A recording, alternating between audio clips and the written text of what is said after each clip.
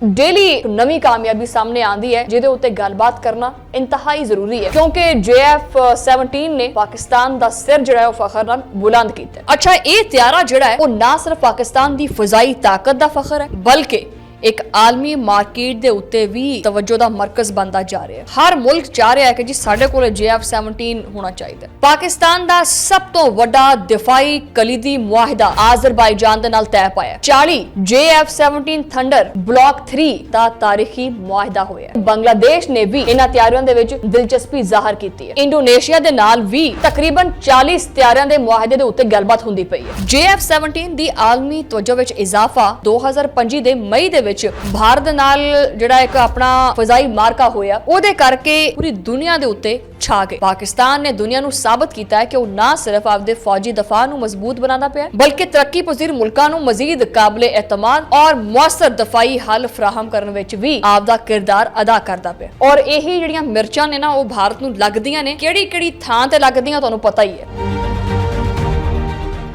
बिस्मिल्लाहिर्रहमानिर्रहीम, अस्सलाम वालेकुम नाज़रीन, तुसीं देख रहे हो 360 डिजिटल पंजाबी और मैं हाँ तुहाडी मेज़बान शुमाइला नियाज़। अच्छा, मैं एक व्लॉग ना पहले भी रिकॉर्ड किया वैसे इस लड़ाका त्यारे दे बारे च, और ये लड़ाका त्यारा जिहड़ा हैगा वो हैगा JF-17 थंडर। डेली जिहड़ा ना वो इहदी कामयाबी जिहड़ी है वो सामने आंदी है, एक नवी कामयाबी सामने आंदी है जिहदे उत्ते गलबात करना इंतहाई जरूरी है क्योंकि JF-17 ने पाकिस्तान दा सिर जिहड़ा है फखर नाल बुलंद कीता। और यही जिहड़ियां मिर्चां ने ना वो भारत नूं लगदियां ने किहड़ी-किहड़ी थां ते लगदियां तुहानूं पता ही है। पाकिस्तान जिहड़ा है वो अज एक दफाई सनत दे मैदान दे विच एक नवें अहद दी समत जिहड़ा ना वो वाधा पिया। और इहदी सब तो वड्डी जिहड़ी कामयाबी है और इहदी सब तो वड्डी जिहड़ी मिसाल है वही गल JF-17 थंडर लड़ाका त्यारा, इहदी वधदी हुई आलमी डिमांड। अच्छा, ये त्यारा जिहड़ा है वो ना सिर्फ पाकिस्तान दी फजाई ताकत दा फखर है बल्कि एक आलमी मार्केट दे उत्ते भी तवज्जो दा मरकज बनता जा रहा है। तां करके ही इहदी जिहड़ी डिमांड है वो मजीद वधदी जा रही है जिहदे विच पाकिस्तान दा दिफाई सनत दे विच जिहड़ा मुकाम है वो मजबूत तो मजबूत तर हुंदा पिया। अच्छा, ये त्यारा चीन दे इश्तराक नाल तैयार किया गया है। एक मुअस्सर लड़ाका त्यारा है जिन्हें आपदी सलाहियतां नाल दुनिया भर दे दफाई हलकियां दे विच एक खास जिहड़ी तवज्जो है ना वो हासिल कीती है। हर मुल्क चाह रहा है कि जी साडे कोल JF-17 होना चाहिए क्योंकि देखो आखिरी कुछ सालों दे विच पाकिस्तान ने दफाई बरामदात दे विच जिहड़ा ना वो नाकाबिले तहसीन तरक्की जिहड़ी ना वो कीती है, वो देखण च जिहड़ा ना वो सामने आई है। 2025 दे विच पाकिस्तान ने मजमूई तौर ते तुहानूं पता कि किन्ने अरब डॉलर दे मुआहदे कीते। 2025 दे विच पाकिस्तान ने मजमूई तौर दे उत्ते तकरीबन 10 अरब डॉलर दे मुआहदे कीते हैं जो कि इहदे दफाई शोबे दी तारीख विच सब तो ज़्यादा ने। अच्छा, इन्हां मुआहदिਆਂ दे विच की चीज़ है? इन्हां मुआहदिਆਂ दे विच मरकजी किरदार अदा किया है JF-17 ने।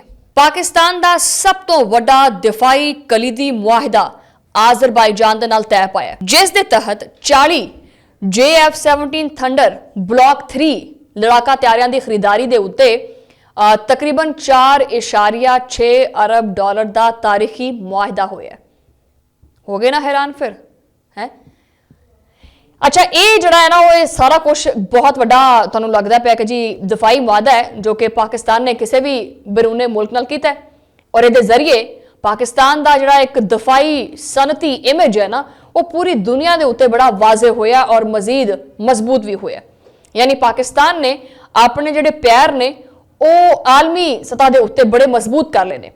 और सिर्फ आज़रबाईजान दे नाल ही नहीं बल्कि बांग्लादेश ने भी JF-17 दी डिमांड की है, इन्हां तैयारियों दे विच दिलचस्पी जाहिर की है। अच्छा, और मुस्तकबिल दे विच बांग्लादेश बहुत वड्डी खरीदारी दा इम्कान भी रखदा है। इहदे नाल पाकिस्तान दे दफाई ताल्लुकात यानी समझ लो कि ये दफाई ताल्लुकात सिर्फ एक दो मुल्कां दे नाल नहीं बल्कि जनूबी एशिया दे नाल मजबूत होंदे पे।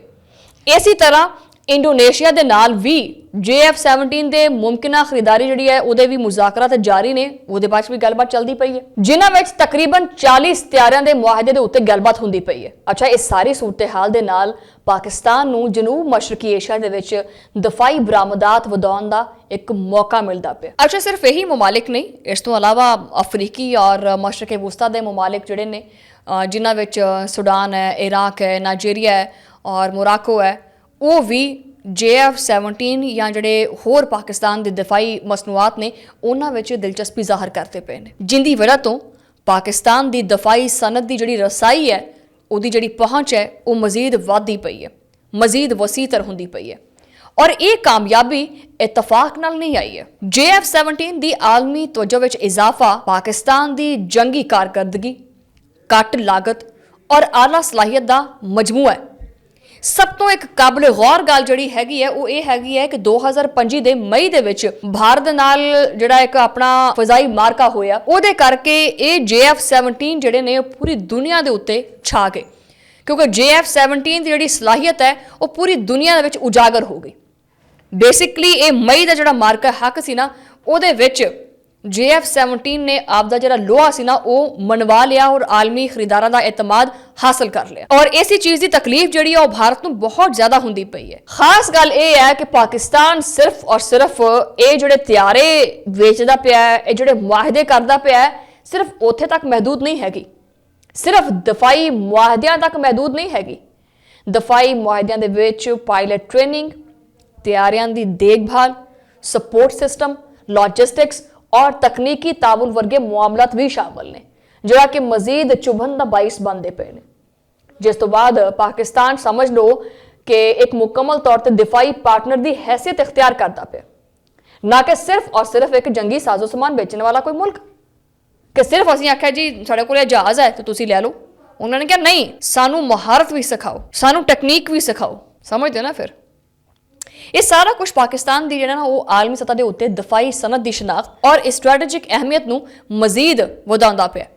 ਪਾਕਿਸਤਾਨ ਨੇ ਦੁਨੀਆ ਨੂੰ ਸਾਬਤ ਕੀਤਾ ਹੈ ਕਿ ਉਹ ਨਾ ਸਿਰਫ ਆਪਦੇ ਫੌਜੀ ਦਫਾਅ ਨੂੰ ਮਜ਼ਬੂਤ ਬਣਾਉਂਦਾ ਪਿਆ, ਬਲਕਿ ਤਰੱਕੀ ਪਜ਼ੀਰ ਮੁਲਕਾਂ ਨੂੰ ਮਜ਼ੀਦ ਕਾਬਲੇ ਇਤਮਾਦ ਔਰ ਮੁਅੱਸਰ ਦਫਾਈ ਹੱਲ ਫਰਾਹਮ ਕਰਨ ਵਿੱਚ ਵੀ ਆਪਦਾ ਕਿਰਦਾਰ ਅਦਾ ਕਰਦਾ ਪਿਆ। ਅੱਛਾ, ਪਾਕਿਸਤਾਨ ਦੀ ਇਹ ਪੇਸ਼ਰਫਤ ਆਲਮੀ ਸਤਹ ਦੇ ਉੱਤੇ ਇਕਤਸਾਦੀ ਔਰ ਦਫਾਈ ਤੌਰ ਤੇ एक बड़ा मजबूत और जामे पैगाम जड़ा ना वो भेजदी है कि पाकिस्तान हुण सिर्फ और सिर्फ एक दफाई बरामदात के शोबे दे विच एक काबिले भरोसा खिलाड़ी बन चुके हैं, जो कि वड्डे वड्डे मुआहदे और स्ट्रैटेजिक तालुकात के जरिए आपदी जगह जड़ी है उन्होंने मजबूत करता पिया।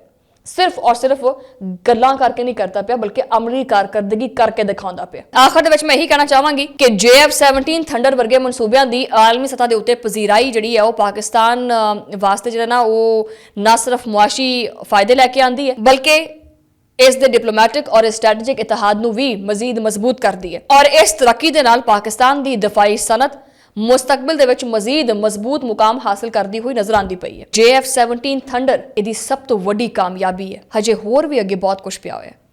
बहरहाल तुहाडे नाल मुलाकात होएगी अगले वीलॉग दे विच। उदों लई अल्लाह ने के पान।